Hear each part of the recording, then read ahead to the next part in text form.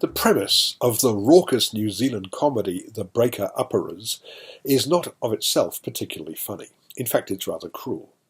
Melody, Madeline Sammy, and Jen, Jackie Van Beek, are platonic partners and roommates who earn a living out of the unhappiness of other people.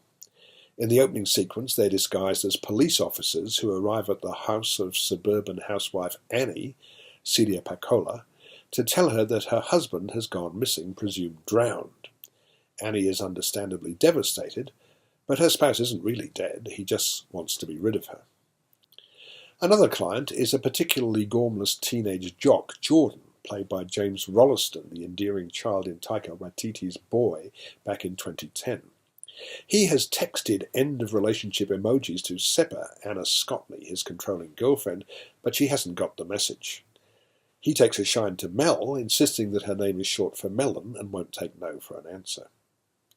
On paper, none of this sounds very amusing, but it works on screen thanks to the talents of Sammy and Van Beek, who also wrote the film and directed it.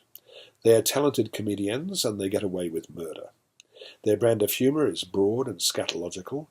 Much of the comedy involves intimate sexual behaviour, but it's all delivered in such an endearingly offhand way that only a very humourless person could take offence.